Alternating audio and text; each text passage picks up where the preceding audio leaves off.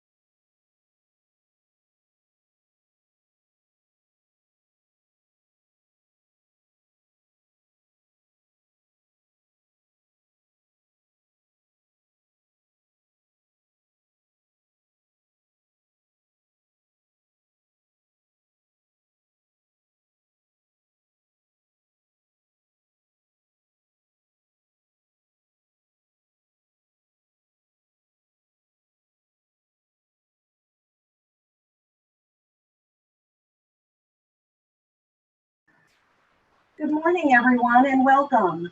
My name is Sharon Jacobson, and I'm thrilled to be hosting Coaching Through the Lens of Identity today with our presenter, Larry Ackerman. The Connecticut chapter of the International Coaching Federation is excited to offer today's terrific workshop as part of the Raise the Bar webinar, 5 Themes, 5 Days of Learning. It's a free series of webinars that brings together individual professional coaches representing a wide variety of coaching specializations as part of International Coaching Week. During this week, members worldwide celebrate the power of professional coaching to positively impact individuals, organizations, communities, and the world. These webinars will run from today through Friday, May 8th, and there'll be a full schedule of offerings that are found on our website, ICF-CT.org. We hope you'll join us for more this week. Just some housekeeping tips. Some of you may be newer to attending Zoom webinars. Let's take a couple of seconds to go over some basics. You will be able to see and hear the presenters today, but they will not be able to see and hear you. If you look at the toolbar at the very, very bottom of your screen, we'll be working with the chat box today. Larry will take questions at the end of the presentation. What you'll do is just click the chat box and you'll see your responses will go to the panelists, which are Larry and myself. And I'll be managing that. And at the end of the webinar, Larry will answer all of your questions. If you're having any sort of an issue that you need to tell me about as the host, you'll click participants. And if you pull up participants, you'll see at the bottom, there's a raise your hand. So I can communicate with you directly if there is something that you are having trouble with today. So now I'd like to tell you a little bit about Larry Ackerman, who's the presenter today. Larry is a leading authority on organizational and personal identity. Larry is the founder and president of the Identity Circle LLC. It's a consulting and coaching firm located in Westport, Connecticut. As a personal coach to executives, as well as a consultant to their organizations, Larry has served diverse clients, including AARP, Dow Chemical, Fidelity Investments, Lockheed Martin, Maytag, National Geographic, and State Farm Insurance. Larry is the author of 2 groundbreaking books on identity. Identity is Destiny, Leadership and the Roots of Value Creation, and The Identity Code. The 8 essential questions for finding your purpose and place in the world. He has been a guest lecturer at the Yale School of Management, Chicago's Booth School of Business, Wharton, Pepperdine, and UCLA Anderson School. So without further ado, I'm going to turn this over to Larry Ackerman. Larry? Thank you. Thank you, everybody. It's very good to be with you this morning. I appreciate your time. I'd like to begin this adventure, as I call it, with a thought. And that is that we live too much on the surface of our lives, that we are seduced by labels, boxes, and pigeonholes, and that leaves us prisoners of other people's thinking. I believe that our inside is more powerful than the outside, and that it is our responsibility to tap into the power and the grace each of us contains. That is what I hope to give you this morning now, a framework for tapping into what makes you the unique human being you are.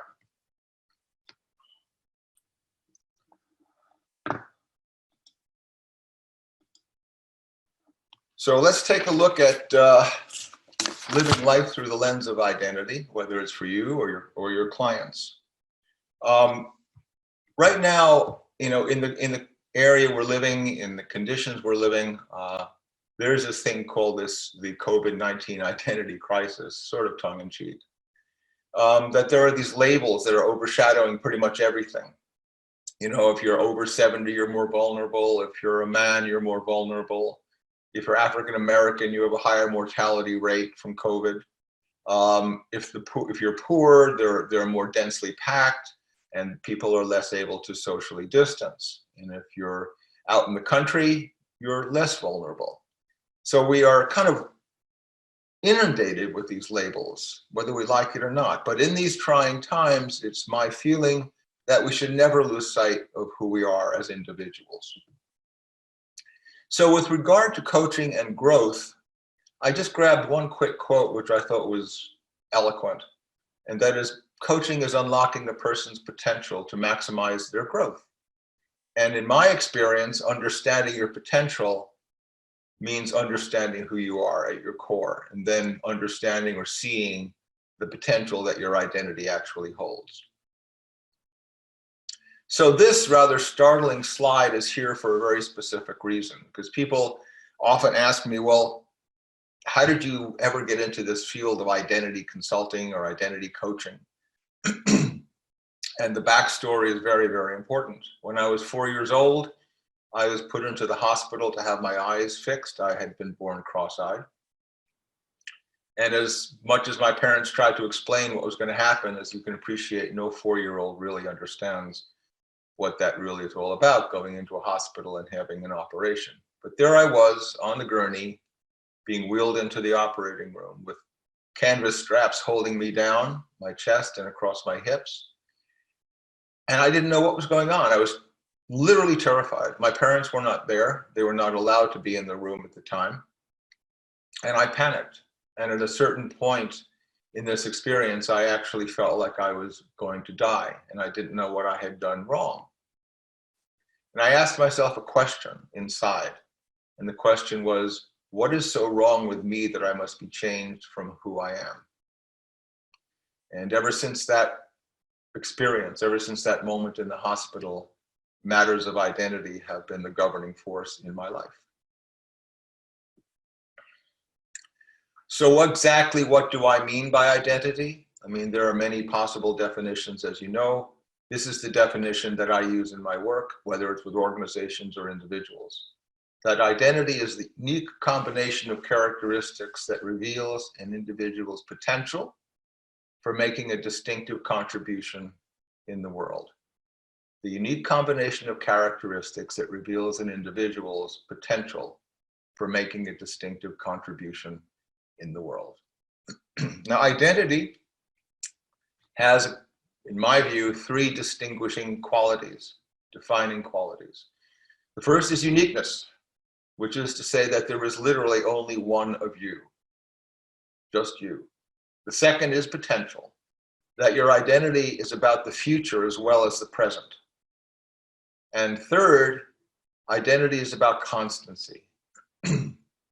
And that is, who you are never changes, but how you express yourself can change infinitely. And this particular quality is, is one that I will say with kind of a smile, gets me into trouble a lot, because people go, oh my gosh, you're telling me I can't change, that I am who I am? And of course, that's not what I'm saying. I'm saying that you can change, but you change from your identity. You do not change who you are. So it's a bit of a paradox, the identity paradox. But that notion of constancy is extremely important, because it allows you to maintain your integrity at every moment in your life, whether you're 5 or 50 or 80, you are who you are. But how you express yourself can change infinite numbers of times. So let me take you now through the 8 essential questions that Sharon referenced, which are the framework of the identity code, and what their coaching corollary is. So the first question is, who am I? And of course, if you look at this picture, and I have to tell you guys, the best time, what I enjoy the most is taking people through this conversation face to face, so we can have interesting discussions, and I listen to you, and what does this question mean to you? But short of that opportunity, I'll do the best I can. So who am I? And you look at this picture, and ask yourself, what do you see here? Do you see just a bunch of friends? Do you see a family? What is it that you see? And clearly, probably a family or a couple of families, very close, who enjoy being with one another. The relationships are fundamentally important to them. But the question is, how do you answer this? How do you answer the question, who am I? And the way you answer this question, and this is going to sound a bit counterintuitive, is that you begin by defining yourself as separate from all others. Remember the labels I talked about earlier. I'm a mother, or I'm a consultant, or I'm a coach, or I'm a dad, or whatever it is. Those labels, I'm a woman, I'm a man, those are not who you are, okay? So the first thing you need to do to answer the question, who am I, is to actually create some space around you so that you have the room you need to explore, to do the spade work you're going to need to do to answer the question, who am I? So the first thing you do is you define yourself as separate from all others. I am just Larry. I am just Sharon. What does that mean? Just start there. Just start there. The coaching corollary to the question is, what you do is not who you are. There are so many people, I'm sure you know folks, who when you say, well, who are you, or what are you, whatever, the answers tend to default to the labels that we are assigned, or we assign to ourselves every day. But you are not your labels. You are simply you. And the challenge is to get underneath those labels, not to dismiss them, not to ignore them, but to get underneath them, to really understand who you are at your core. So those relationships that you saw in that first picture are obviously extremely important to all of us, family and friends and so on, co-workers.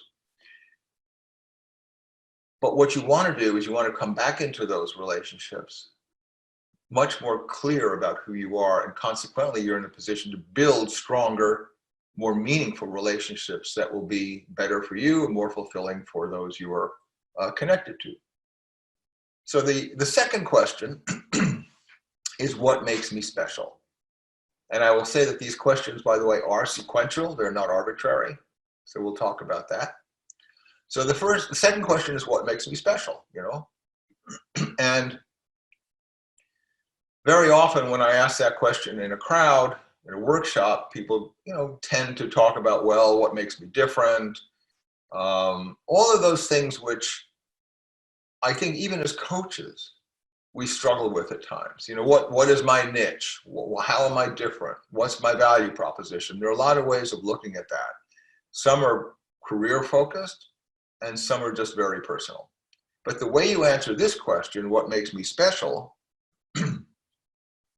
is by unearthing what you love, by unearthing what you love. And when I talk about love, I don't mean who, I mean what. What are you passionate about? What are you really good at? So the way you do this, for example, say you take 3 or 4 or 5 of the activities that you love the most, whatever they might be. Could be hiking, cooking, baking, skiing, whatever, reading. And you begin to unbundle the reasons why you love that particular activity as much as you do. So you ask why, you know, why do I love hiking as much as I love it?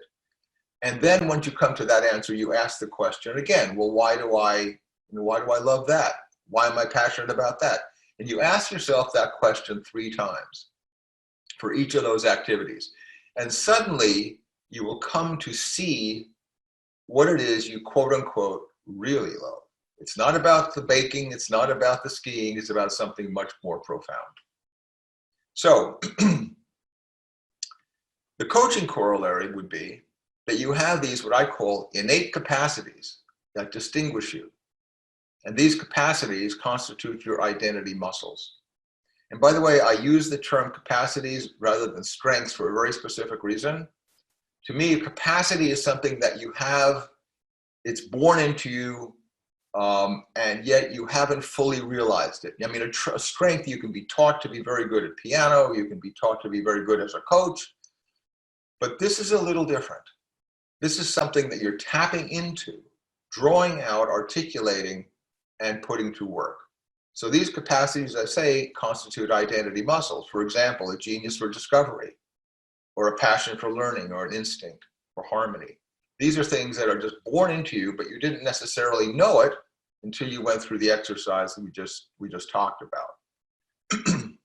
And these muscles tend to be most valuable, not exclusively, but most valuable when they are being exercised in the context of work, whatever that work may be. These also become ways to determine, beginning to determine, will I fit in? You know, will the folks I'm going to work with appreciate these particular strengths of mine, or these capacities? If they will, that's great. And if they won't, you know, it's kind of, maybe I should rethink this. The third question is there a pattern to my life? And I always enjoy posing this question to groups because, and I haven't quite figured this out yet, but invariably, the first answers tend to be leaning negative. You know, is there a pattern to my life? And somebody will raise their hand and say, well, yeah, you know, I eat too much, or I've been divorced 3 times, or whatever, I've been married 3 times. And I keep scratching my head going, why do people default to a negative answer when it comes to this question? I haven't quite figured that out yet. Anybody wants to hazard a guess? I'm happy to listen. But that's not what we're talking about here. What we're talking about here is a most beautiful pattern.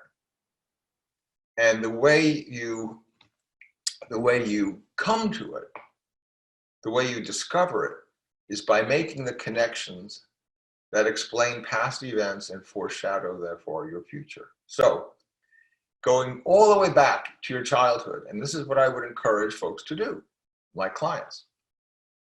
Let's go back, and I want you to very carefully think about those milestones in your life, starting from when you were a child, and I don't care if they're school related or sports related or family related, it doesn't matter. But that really resonated with you, that you felt proud of, deeply proud of. It doesn't matter whether your teachers agreed or your parents agreed or anyone else agrees. These were important to you. And I'd like you to come up with 5 or 6 or 7 or 8 of these. Bring it all the way forward to the present day. And then look at them as though maybe you put them in a circle. And you ask yourself, well, what do they stand for? What is the overall overriding theme here? Because there is always a theme. Many people say, well, life is a random walk. It doesn't really matter. Everything changes from one year to the next. There is no pattern.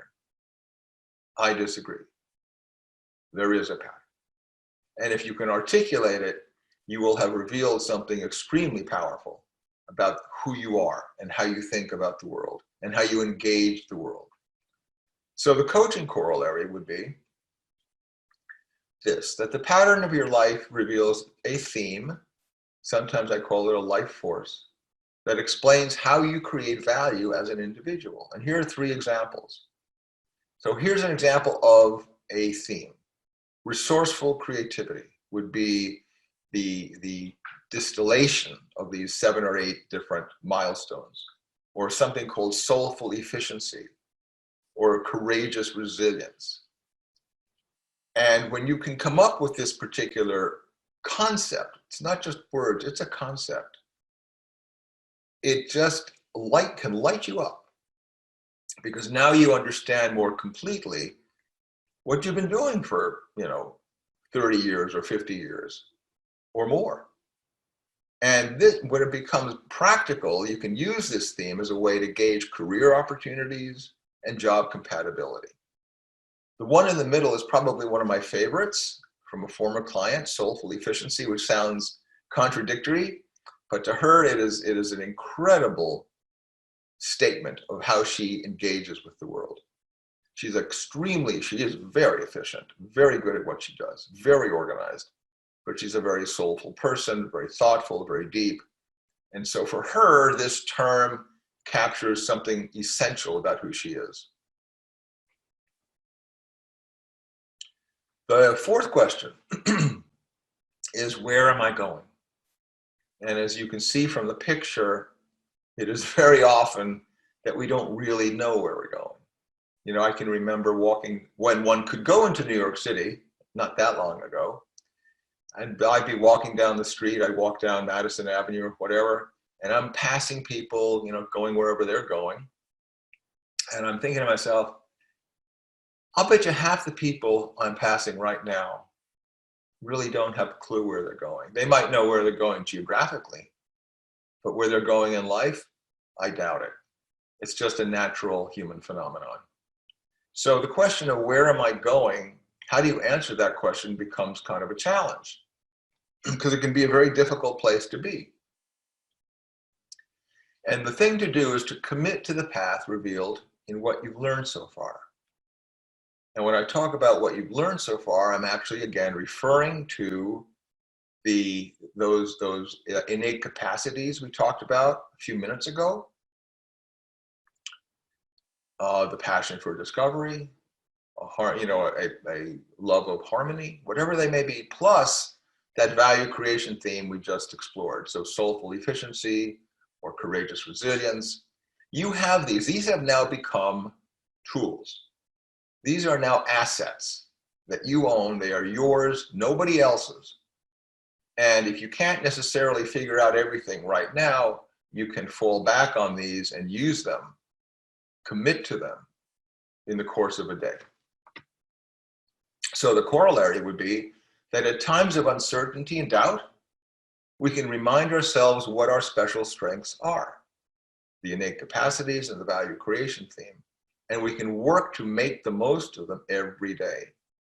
Every day. So yes, I'm not complete. Yes, I haven't figured it all out. No, I haven't cracked the code on my identity per se, but you know what? I've got some pretty strong assets here, and I can rely on them and at least move forward, even in these periods of uncertainty. The fifth question is, what is my gift? And while I understand many people say, well, I have many gifts. My clients probably have several gifts. Yeah, I understand that. But this is a somewhat different idea. What we've basically done in questions 1 through 4, or actually through 5 now, is come to the summit of a mountain. We've been climbing that mountain. And when I refer to what is my gift, I'm referring fundamentally indeed to your identity. Because in my opinion, your identity is in fact your gift to the world. So how do you answer the question, what is my gift? It's deceptively simple. You follow the signs of joy. I can think of nothing, no better barometer of contribution, of capability, than what it is brings you alive, what gives you joy. For me, you know, people say, Larry, what's your identity? Which is a fair question. My identity is that I am driven by the need to help people to see. That's who I am. It is my purpose. And it gives me deep joy when I have the opportunity to do that. So the corollary is that your identity, as I said, is your gift to the world. In fact, I'll be even more concrete. Your identity is your bridge to the world. It should be your bridge to the world. How you engage with people, how you give, how you relate. So here's the statement. I feel most alive when I am, and fill in the blank, helping people to see, that's me. Inspiring renewal is someone else I've worked with. And this last one, teaching the art and science of personal evolution. You go, well, what does that mean? What does that mean? But to the person who articulated it, it means everything. So it's less about you understanding it. It's more about, if it's you, you understand it, you own it, and you know how to practice it every day. So they range from very simple statements, like inspiring renewal in people, to teaching the art and science of personal evolution. I have a great bank of these statements, and they are quite diverse. So aligning what you do with who you are is the surest way to build a career and a life that will benefit everyone, including you. And one of the principal tenets of identity-based living is that it has to be about giving. It has to be about creating something of value for others. It is not just about you. Everyone says, you know, it's funny, people say, well, identity, that's all about, it's about me, right? About me. No, it's not about you. It's about other people and how you can make their world better, whether it's an individual or an organization. That's how identity operates in the world.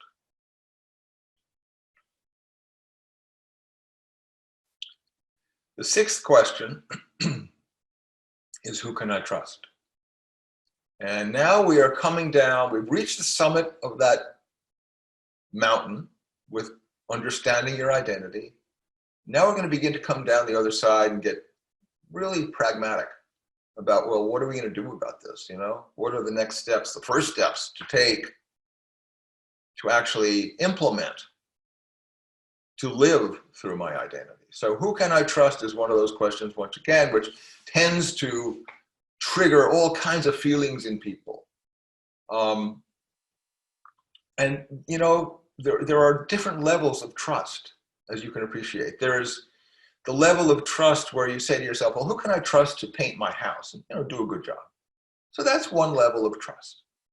But underneath that, there's a level which is, well, maybe who can I trust to babysit my kids Saturday night so, you know, we can get out of here and well, couldn't do that anymore either. But when we could get out of here, go to a restaurant, go to a movie, and, you know, take a break. Under that, there's yet another level of trust, which is, who can I trust to take care of my ailing parents? So these levels of trust get deeper and deeper and more significant. And I think under that, there is another level, and that's the one I'm talking about. That is,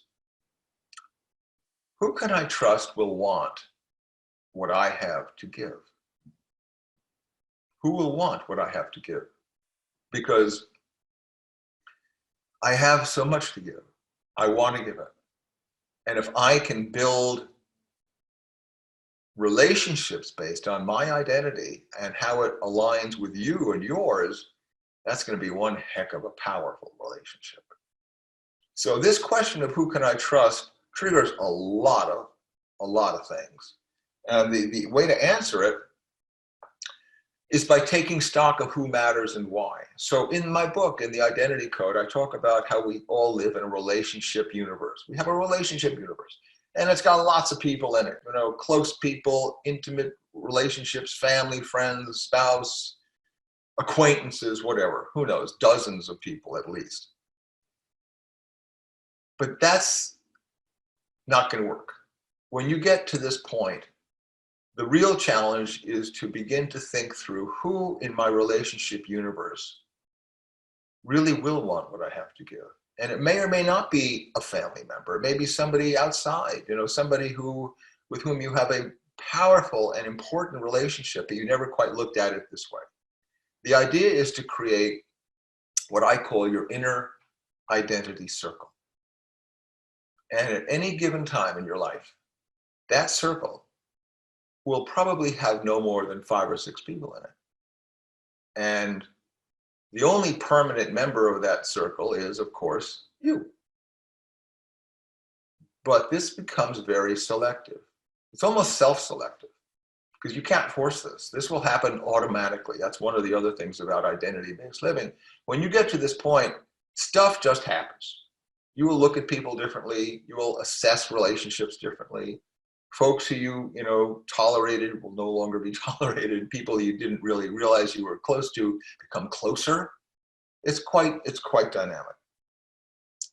So the coaching corollary, as I said, is to ask the question, who will want what you have to give? You can ask this of yourself. Clearly, you can talk to your clients about it when you bring them to this point. It's a very concrete exercise and very challenging and very revealing. So you use your identity as a lens for assessing potential fit with prospective employers and others in your life. And I've always found that the biggest little word in relation to all of this work is the word fit, 3 little letters. How do I fit into my family? How do I fit in at work? How do I fit in in my social circles?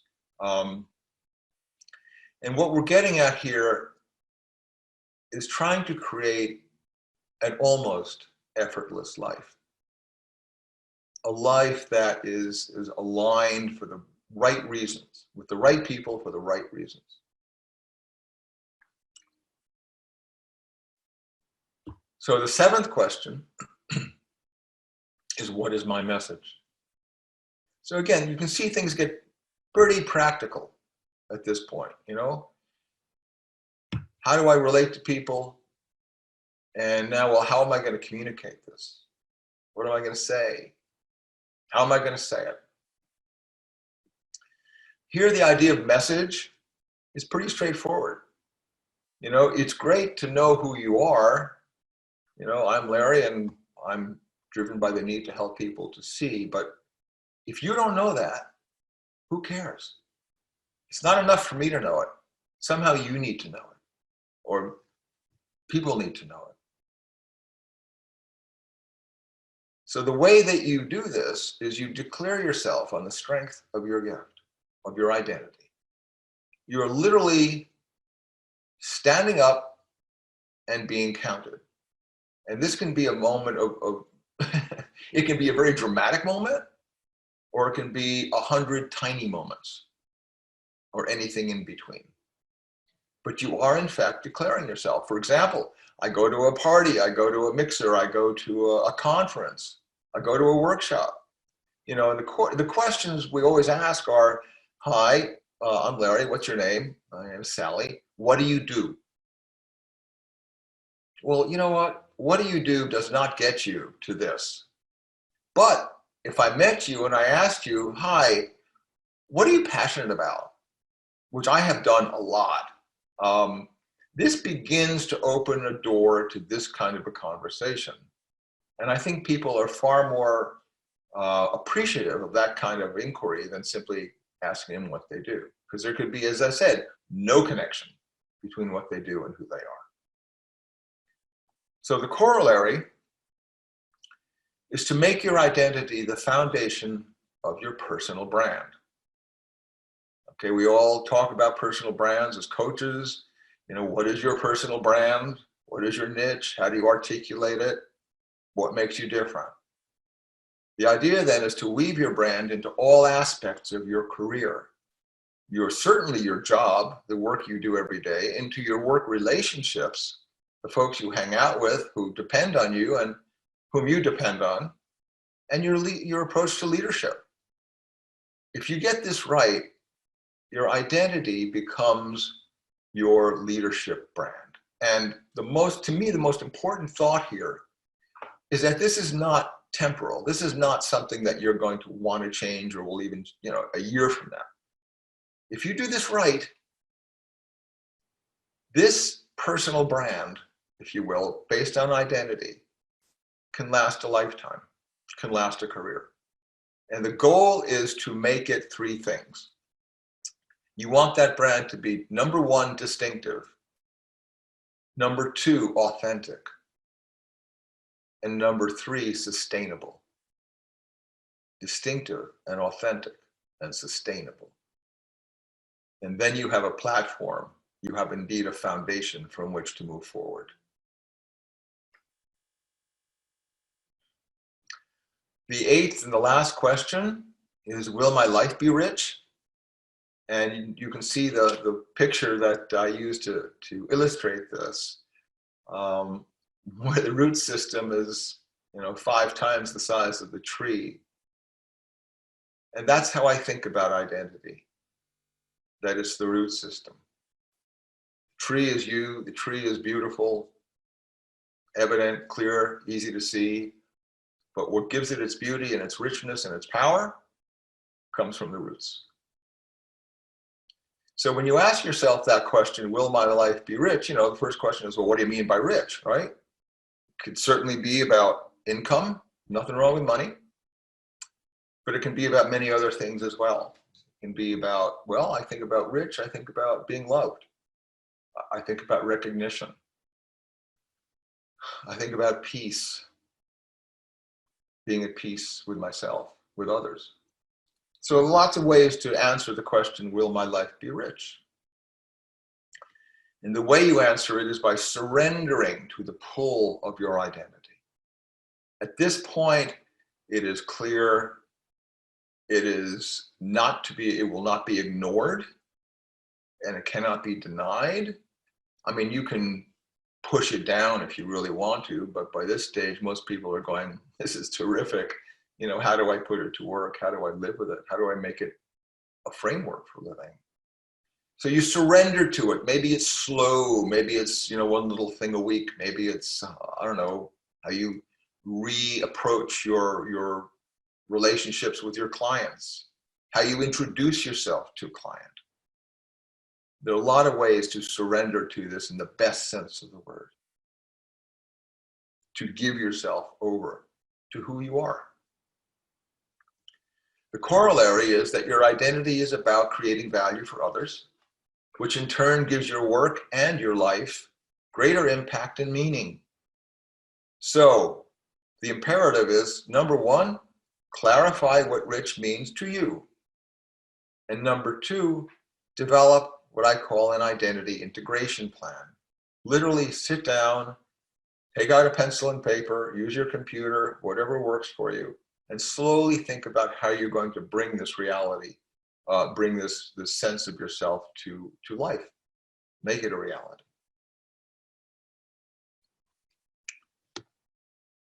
So I've got one other slide to share with you. And that is the identity credo, which I wrote and is part of the identity code. And then I'll read it now. I am alive, I am unique, and I am immutable, even as I grow and evolve. To truly live, however, I must express myself fully, and in this regard have much to give. But to do so, I need others, and am most productive with those who need me in return. To establish these relationships, I must first be known for who I am, and it follows then that I will receive in accordance with what I give. Thank you. I appreciate your time. I hope this has been useful and interesting, and be delighted to take any questions you may have. Thanks, Larry. Very, very thought-provoking. Thank you for that. I do have some questions here. The first one is from Gary Decker. Is it possible that when we think we have a pattern in our lives, it implies we are not in control of them? Therefore, we take them as negative.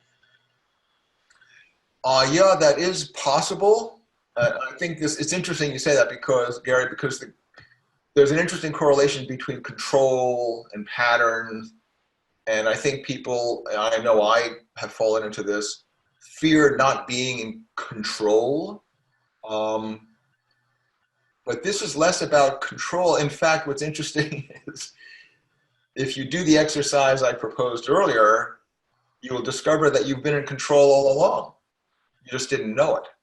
So yeah, it is possible, but I think the stronger approach to understanding your pattern in a constructive way is to take a look at your life and identify those milestones and recognize that there's been something all along that has been there and now is something you can tap into. So Larry, you're getting a lot of comments about it being amazing, a lot to reflect on, beautiful work, beautiful, profound work. Here's a question from Richard Gay. Please explain more about the second outline point, realize client outcomes that have greater staying power. Sharon, can you repeat that? I'm sorry.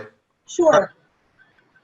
Please explain more about the second outline point, realize client outcomes that have greater staying power. Let me see if I can understand.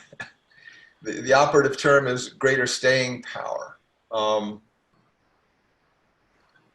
Okay, and I apologize if I don't get this right. You're welcome, by the way, to send me an email, personal email. I will respond. The greater staying power comes from the fact that when you start with at this level of identity, as opposed to something more superficial, it's going to last. It's going to have, like my last pictoslide, graphic with the tree. Those roots are what give your life staying power, or your choices, or whatever.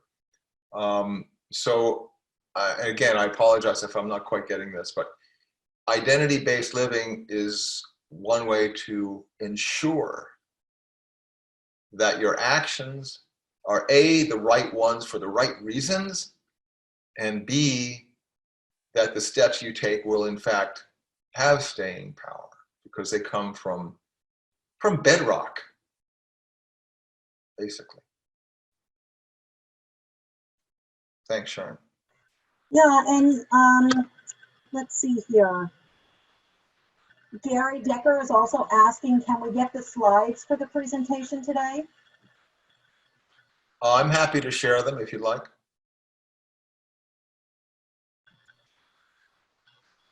I'll let you, I will, Sharon, you can distribute, or Monica or somebody. Yeah, I've taken the attendees, so we'll go from there. There is another question from Vivian. Can we speak more about how one actually declares themselves on the strength of their own gift? Oh, sure. Why not? So you're right. I mean, again, there's a lot of content beneath what I shared. So when you're in that zone, you know what your identity is, you've clarified it, you're basically, wow, this feels really good. You know, this is who I am, and I'm proud and all that. So it's like getting up in front. I mean, this is a scary thing. It's like getting up in front of an audience. Let's say you're I don't know, giving a speech. You know, you've got 100 people in the audience, and just imagine you're standing up there, and you introduce yourself, and you say, "Hi, I'm Vivian, and this is who I am. This is how I create value in the world," or however you want to say it. Doesn't matter. And you know what's going to happen with those 100 people? I'll bet you 25 of them are going to get up and walk out because they it doesn't resonate with them. You know what? That's nice, Vivian. Thank you very much. Not for me. But you know what's going to happen also? For everybody who leaves the room, 2 people will come back in. It's like a magnet. It's like a magnet. You will attract the right people for the right reasons, and you'll be able to let go, frankly, of the right people for the right reasons. So declaring yourself can happen quite literally at the dining room table, at night, this evening, tomorrow, sharing it with your family, your spouse, your kids even, by the way. That's a whole other conversation, how this work can really influence partner relationships. If you were to both do this seriously, I've done it with families, which is a very interesting exercise. So the declaration experience is, and I use the word very carefully because it is standing up and being counted for who you are. So it can be in an intimate setting, it can be in a public setting, but recognize that it's going to resonate with a lot of people who will say, and this is what's really key, they will say, "Tell me more." That's the winner, man. When somebody says, "Huh, well, tell me more," you're on a roll. That's where you want to be. Okay, Larry, we're getting some more questions in here. We have been asked, Larry, that folks email you to get the slides, but also there is a question about your identity cards. Do you want to speak to them a little bit? Oh, sure. Yeah, I have actually slides I could have included here, but I was sensitive to not wanting to be seen like I was trying to sell anything. So I decided not to do it. But yeah, I've created 2 what I call identity discovery decks of cards that are kind of like the identity, this whole experience, but light, LITE. Identity discovery deck. You can go onto my website. If you go into identity-based living, scroll down to the bottom of the page and you will see them. I've got one for adults, and I actually created one for kids, one for teenagers age, let's say 12, 13 through 19, 20. Because I have to admit, I am a sucker for kids. I love helping children. And my view, and boy, here's another thing, don't get me going. I think kids, especially teenagers in those developmental years from like 10 to 20, 18, know far more than we give them credit for knowing about matters of identity. Just a very quick story. Years ago, when my son was in 2nd grade, he brought me in as the show and tell to show that I was writing my first book. And I thought, what am I going to talk to these, what is 10-year-olds or 11-year-olds? How am I going to talk about identity?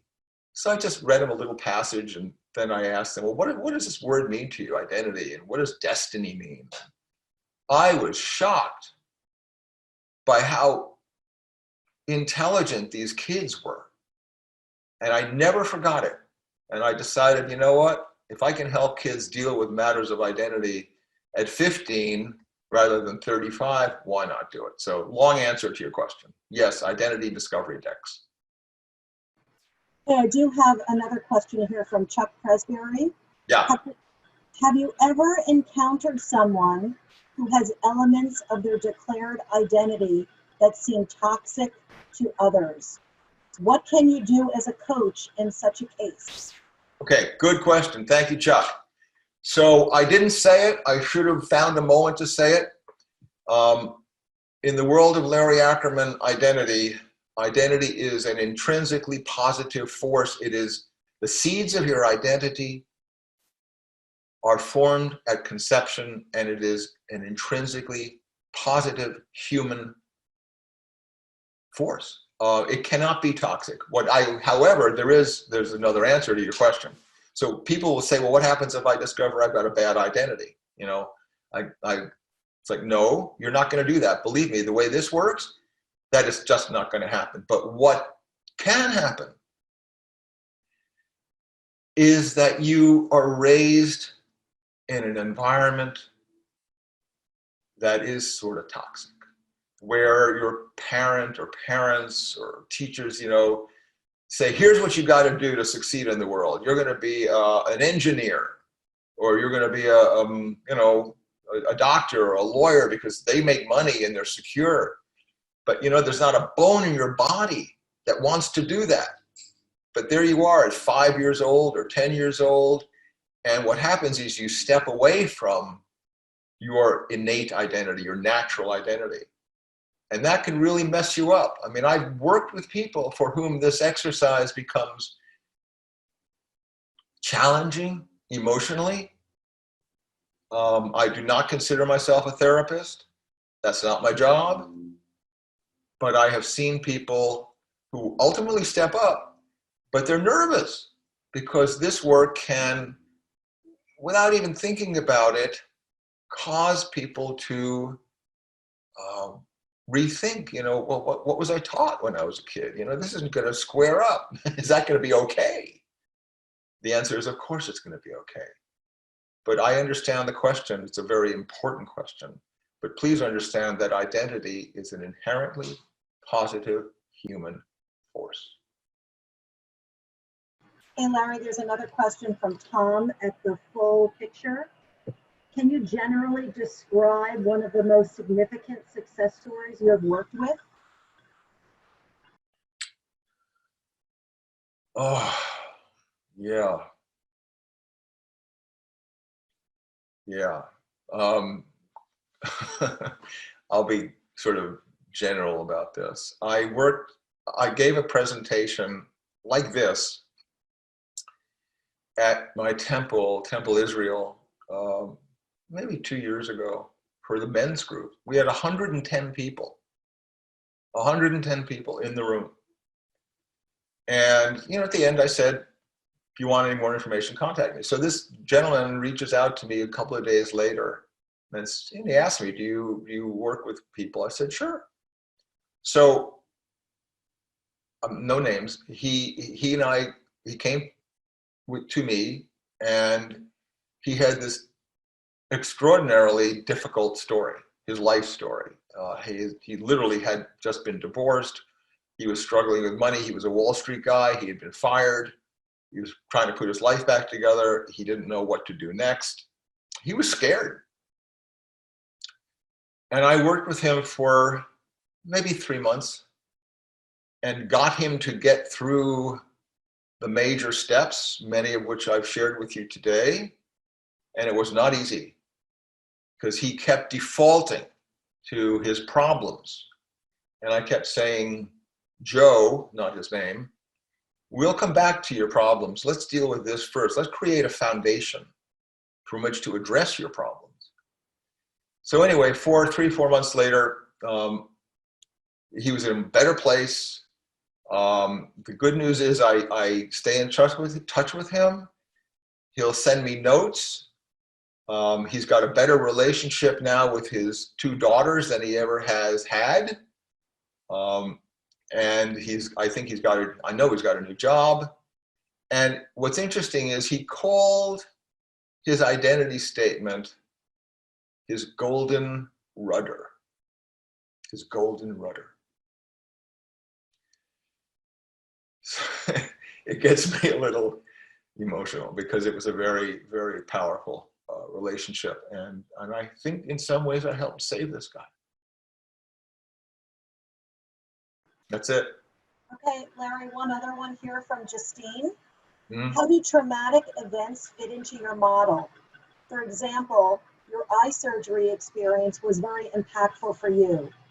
Just curious because your motto asks us to focus on profound, proud moments. No, by no means. There is no requirement, no call to action at all to look at such defining moments. That's just my story. You know, that's what explains what obviously triggered in me a very deep need to practice what I do. But no, there's no call for that whatsoever in the course of the work I do with individuals. Another one from Mary Gorham. Hmm. What about the client who is very clear about what their identity is about, such as standing for sustainability, but is unable to live sustainably themselves in terms of basic sleep, diet, and exercise, and realizes the contradiction and still can't align themselves? There is understanding intellectually, and there is having the ability to do it. What as coaches can we do to support them when they have tried everything they can think of to align and nothing works? That's a lot of words, Sharon. Geez. Let me So see. I'm going to repeat the last question. Yeah. What can we do as coaches to support folks that can't align? They understand their alignment, but they can't align with what they stand for. What do we do to try to help them align if nothing has worked? Well, I have two answers. I'm not a big fan of the word can't. I'm much more a fan of the word won't, because I believe in choice. And, you know, very often people will self-sabotage, not even knowing it. So, you know, my first, and again, being very careful not to go down the therapy road here. I think the coach needs to gently point out, you know, why didn't you do this, or what happened here? You know, the whole notion of accountability, as you know, is so important to being a successful coach. So this to me is a moment of accountability, but it has to be a loving accountability. You know, you don't want to put someone down. You don't want to put them on the defensive. So my first question would be, well, tell me why that's happening. Why do you think this is happening? You know, turn it back on them. Let them propose ideas as to why they haven't been able to, you know, follow the course. The other way is to work with them proactively to identify small, and I mean small steps, things that are almost impossible to not do. Whether it's, I mean, if it's a matter of, you know, again, the weight issue for me, losing weight and all that is not typically challenges that I'm faced with. But it could be, you know, just have one less X a day, just for 1 week, just have one less, you know, this or that, small little steps so the people can feel a sense of accomplishment. So it's either or both, you know, tell me why you think this is happening. Let's talk about that. And or, okay, let's find one or two things to do starting now, slowly, to get you where you want to go.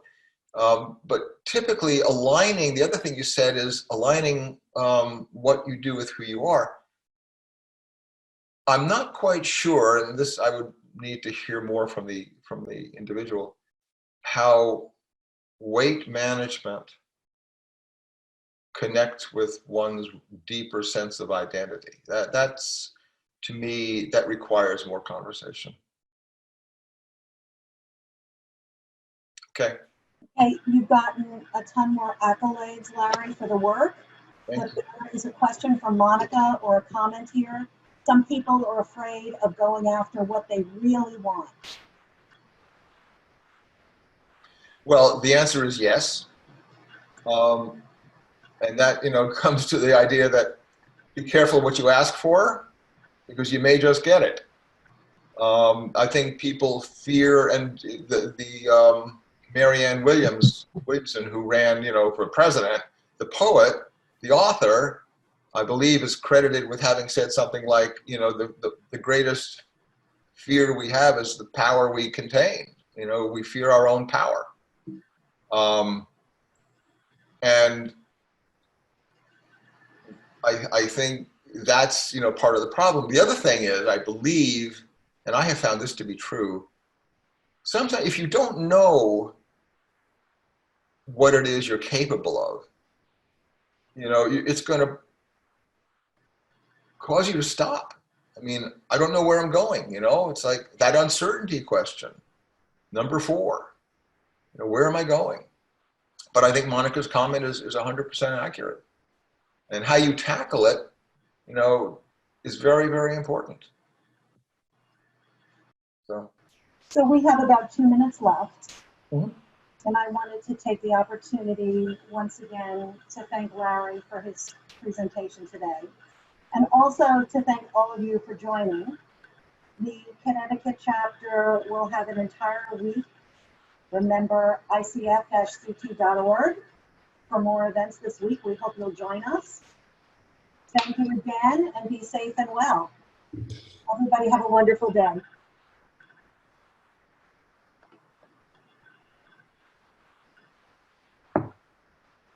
Good? Very, very exciting. Larry, it was very thought-provoking. It was really powerful. I was trying to take some notes too, but I remembered I have the script.